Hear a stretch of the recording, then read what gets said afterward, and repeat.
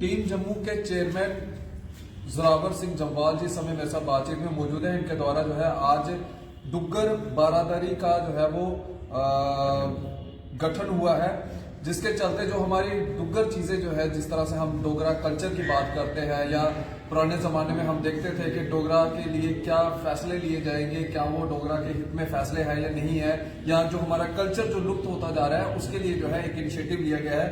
Sir, आपको मुबारकबाद है कि आपके द्वारा ये इनिशिएटिव लिया गया है।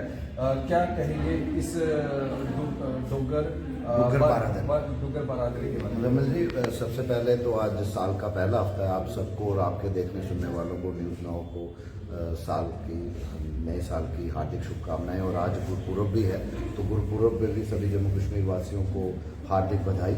और उसी के चलते इस नए साल में टीम जम्मू पिछले 1.5 साल से इस सोच, विचार और चिंतन में थी कि हम किस तरह से एक्सक्लूसिवली, ऐसे तो हम टीम जम्मू के प्लेटफॉर्म से ड्रग अब्यूज़ के खिलाफ, नौजवानों की बात या माँ बोली डोगरी के लिए वो तो कर रहे थे, लेकिन कहीं ना कहीं लग रहा था कि हम अब वो वक्त आया है कि आहिस्ता आहिस्ता इसको थोड़ा सा और स्ट्रीमलाइन करें। और जो डुग्गर विरासत की बात कर रहे हैं, डुग्गर संस्कृति की बात कर रहे हैं, डुग्गर कल्चर की बात कर रहे हैं, माँ बोली डोगरी की प्रमोशन की बात कर रहे हैं, एक्सक्लूसिव एक हम चाहते थे कि हमारे ही वॉलंटियर्स जो कि साहित्य के साथ जुड़े हैं, जो कि भाषा के साथ जुड़े हैं, जो कि फोकलोर और आर्ट के साथ जुड़े हैं, उनका हमने एक मंच बना के आज डुग्गर बारादरी का गठन किया है, जिसकी सरपरस्ती हमारे बहुत ही सीनियर मोस्ट वॉलंटियर और एक नाम हम कहे व्यंग की दुनिया में कवि जगत में ठाकुर रणधीर सिंह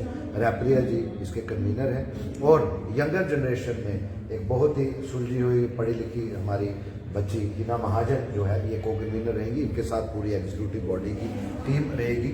ये पूरे साल का कैलेंडर महीने में, 1.5 महीने में, 2 महीने में एक कार्यक्रम इस तरीके का होगा जो पूरे समाज में मैसेज देगा कि किस तरह से हमने अपनी विरासत को प्रिजर्व करना है और किस तरह से अपने कल्चर, अपनी संस्कृति और अपनी भाषा को ना सिर्फ जम्मू कश्मीर में बल्कि पूरे देश और विश्व में एक नई बुलंदी पे लेके जाना है। उसके लिए ये प्रयास जारी रखेंगे। और इसी के साथ ये भी इसमें प्रायोरिटी रखी है कि हमारे समाज में कितनी कुरीतियाँ आप देख रहे हैं कि फैलती जा रही है। वायलेंस अगेंस्ट वुमेन की बात करें, ड्रग अब्यूज़ की बात करें, लाइकवाइज, तो उसको कैसे समाज में एक अवेयरनेस आए, नुक्कड़ नाटक। इसके अलावा जो हमारे डोगरा आर्टिस्ट हैं, चाहे वो एक्टर्स हैं, चाहे हमारे फोक सिंगर्स हैं या अन्य प्रतिभावादी लोग जो हैं, उनको ये मंच प्रदान किया जाएगा ताकि उनकी प्रतिभा जो है वो पूरे देश में देशवासी देखें और कहीं ना कहीं माँ बोली डोगरी को दर्जा मिले। जो हमने आज से 20-25 साल पहले 8 शेड्यूल में संघर्ष करके लिया, आज हमें मान है कि वही माँ बोली डोगरी को स्टेट की ऑफिशियल भाषा में भी रखा है।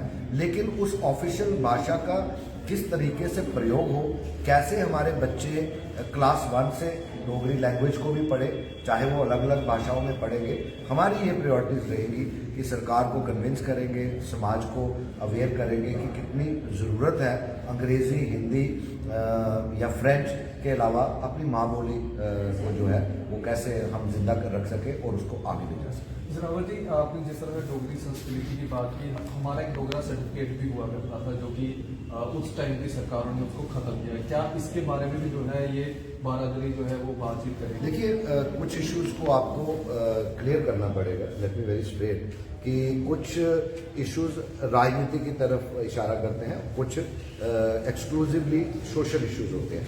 हमारी पहली प्रायोरिटी रहेगी कि इसमें कम से कम हम पॉलिटिकल इश्यूज लाएं और ज़्यादा से ज़्यादा होलिस्टिक और सोशल इश्यूज लाएं। रही बात डोगरा सर्टिफिकेट की, अगर आप डोगरा सर्टिफिकेट को स्टडी करेंगे ना, वो क्या है, वो हमारे बुजुर्गों की शूरवीरता को दर्शाता है कि डोगरा बाय एंड लार्ज उसकी इतनी हाइट नहीं होती थी कि जो उस समय पैरामीटर्स बनाए गए, क्राइटेरिया बनाया गया कि जो फौज में भर्ती होने के लिए आपको मिनिमम इतनी हाइट चाहिए। डोगरों की इतनी हाइट होती नहीं थी, लेकिन हमारे पूर्वजों ने, चाहे वो जनरल जोरावर सिंह जी की बात करिए, मियाँ ढीडो जी की बात करिए, महाराजा गुलाब सिंह जी की बात करिए, उन्होंने उस समय में अपने वो जौहर दिखाए, अपने प्रतिभा की, अपनी वीरता के, कि हमें एक रिलैक्सेशन के तौर पे जो है वो सर्टिफिकेट मिलता था जिसमें कंसेशन होती थी। मैं समझता हूँ कि ये बिल्कुल ठीक कहा है। जिस प्लेटफॉर्म पे भी हमारा कोशिश होगी कि अगर इस बात को, इसमें कोई दो राय नहीं होना चाहिए वो, क्योंकि जब हम डोगरा सर्टिफिकेट की बात करते हैं वो एक जात, मजहब या बरादरी की बात नहीं है, वो पूरे जम्मू खित्ते की बात है। बिल्कुल ठीक कह रहे हैं। उसके अलावा हम देख रहे हैं कि स्टेट में ऑफिशियल लैंग्वेज का दर्जा तो मिला है, लेकिन जब तक हमारे बच्चे क्लास 1 से डोगरी नहीं पढ़ेंगे तो आप कहते हैं ना कि जो सही समय में सही काम नहीं सीखा हो तो उसको काफ़ी देर के बाद आप सीखें या पढ़ें तो वो इतना कारगर साबित नहीं होता है। मिसाल के तौर पे अगर आप 18-20 साल की उम्र में 2 व्हीलर ड्राइविंग या 4 व्हीलर ड्राइविंग नहीं करें और जब आप रिटायर होके 60 साल के बाद सीखेंगे तो हमेशा आप गाड़ी जो है वो डर के चलाएंगे। अगर वही आपने अपने जवानी में और युवा अवस्था में की हो तो बहुत अच्छे ड्राइवर सिद्ध होते हैं। उसी तरह से जब आप एमए में एडमिशन लेनी है डोगरी में तो जो 15-16 साल आपने पढ़ाई की तब आप पढ़ेंगे तो कितनी मुश्किल आती है। तो इसी तरह हम चाहते हैं कि अगर वाकई में सरकार की मंशा उस तरीके की है तो क्यों ना क्लास 1 से ऑप्शनल नहीं कंपल्सरी सब्जेक्ट होना चाहिए। जैसे अंग्रेजी पढ़ते हैं, जब हम क्लास 1 में, नर्सरी में, यूकेजी में जब बच्चे को क ख ग या एबीसी सिखाते हैं उसको आता है क्या? उसको अलिफ बे पे सिखाते हैं उसको आता है क्या? उसको अगर कश्मीरी भी सिखाएंगे उसको आती है क्या?